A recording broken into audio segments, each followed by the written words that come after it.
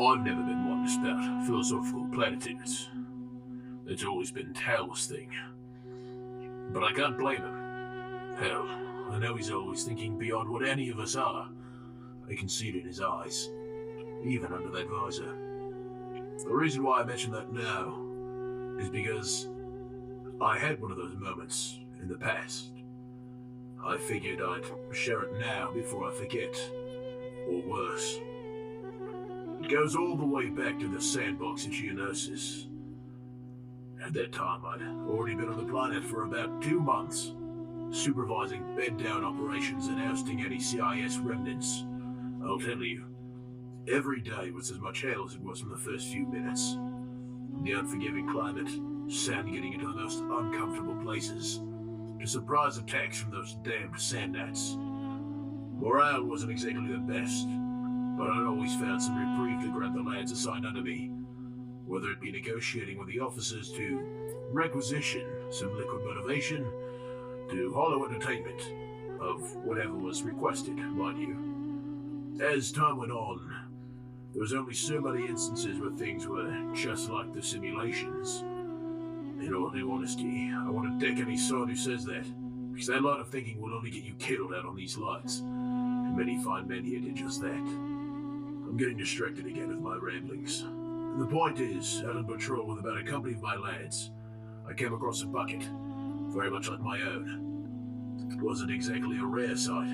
We'd always seen remnants of V19s, AT-series walkers, LAAT/Is, and pieces of acclimators littered onto these sands. So, finding armor wasn't exactly a shock, but it was enough to stop me in my tracks. So I knelt down and dug it out of the sand, since I only spotted it because the sun's light was reflecting off its visor. What was left of it, at least.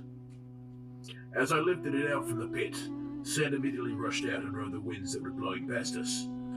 I continued to brush off the sand from the visor, knowing damn well it couldn't be completely clean. I remained still, as I kept brushing off what I could. Normally I'd complain the entire time, but I was speechless. Why? I'm not entirely sure, but I'd say it's because I felt sorry for the kid who lost their bucket. It'd relegate you to a week's worth of latrine and mess duty in my unit. All due honesty, I felt remorse, because the helmet didn't show any signs of combat wear. Yeah, it was tattered, but I recognized why. Pieces of an LAAT/I were lodged into the side of it. The poor bastard died, before he could even take it to those separatists. And the Sands here just wanted to cover all that up, like it never happened, as if all of his training wasn't going to be recognized. His efforts and drive to put to test all of those years. I was thinking all that, but I couldn't say a word. Not a word. To this day, I still have that bucket, reminding me of those days, and that moment. I couldn't say anything then, but I'll do it now, because someone has to. I can only hope someone will do the same for me. Throw up a glass, light a fire, say some words, anything. Prove to someone that I lived, that any of us lived. Even if our time in this galaxy was only a small spark. There I go, sounding like Cal. But I feel as though I can understand a bit of what goes through his mind now, when he stares at so far, far away. Every now and then there's some sand that falls from my armor, blasted hitchhikers that want to take me back there. One day I will go back there, but not for me. Okay, maybe a tad for me, but when I do, I'll say some choice words about that sandpit. And if I have any kids, even if I live long enough, I'll make sure they're standing a bit away so they don't pick up what I lay down. I've recorded a bit of these now, so my memory may be a little bit hazy, but have I mentioned why I hate sand? It's not something as ridiculous as it being coarse and getting everywhere. That's a simpleton's way of trying to sound deep and philosophical to a girl on his first date. No, for me, it's a feeling only those who fought, lived, and died alongside me at such a place could possibly understand.